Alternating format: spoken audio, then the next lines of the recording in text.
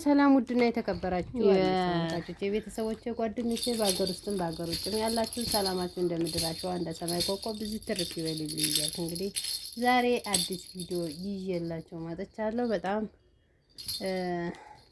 የሚያሳዝንም ዜና ነው ይዤላችሁ የመጣሁት። እንግዲህ በእውነት በጣም ነው ልብ የሚነካ። አንዳንዴ በህይወታችሁ ውስጥ ብዙ ፈተና ያጋጥማል፣ ብዙ ቻሌንጅ ያጋጥማል። እኛ ደግሞ አርቀን እናስባለን። እንደዚህ ያለ ቢሆን እንደዚህ እናደርጋለን፣ እንዲህ ቢሆን እንዲህ እንላለን። ግን ፈጣሪ ካልፈቀደው ሁሉም ከንቱ ነውና በጣም ነው የሚያሳዝነው። እንግዲህ ያው በምስል ላይ የምታዩቸው እህታማቾች እንግዲህ በጣም ልብ በሚሰብር ሁኔታ ነው እንግዲህ አንዷ ተመርቃ አንዷ እንግዲህ የማትሪክ ተፈታኝ ሆና ማለት ነው። ሁለቱ እህታማቾች እንግዲህ አንድ ዶርም እየኖሩ እሷም አንደኛውም የመንግስት ሰራተኛ ሆና አንደኛውም ተማሪ ሆና እንግዲህ ህይወት ይቀጥላል። እየተኖረ እያለ ግን ባጋጠማቸው ችግር ምክንያት እንግዲህ ሁለት እህታማቾች ቤታቸውን እንደቆለፉ ወይም እንደዘጉ ሙተው ተገኝተዋል። በእውነት ይህ ልብ ነው የሚነካና አንዳንዴ እንደዚህ ያለ አጋጣሚ የሚመጣበት ምክንያት በከሰል ምክንያት ነው። ምን አለ መሰላችሁ? ከሰል አያይዘን መውጫ ስለሌለው እሳቱ እንትን ይላልና መውጫ ሲያጣ ያፍንና በዛን ሰዓት በእንቅልፍ ሰዓት የሰው ልጅ የመግደል ባህሪ ያመጣል። ከዚህ አዲስ አበባ የዕለት የእንቁጣጣሽ ዕለት እህታማቾች ወንድምና እህት እንግዲህ ከአንድ ዶርም እየኖሩ እያለ እሳትን አያይዘው ተኝተው ረስተውት እንግዲህ በዛ 2018 ዓመተ ምህረት እንግዲህ ሁለት ሰው ህይወታቸው አልፏል።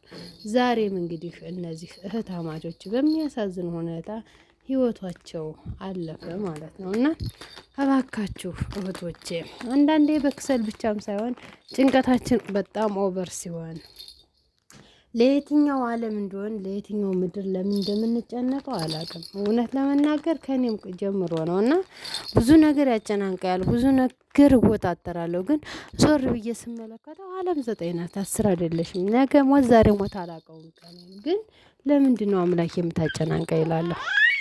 ስለዚህ እባካችሁ እህት ወንድሞቼ እንዲህም በጭንቀት የምንጨናነቅ እህቶች ጥንቃቄ እናድርግ።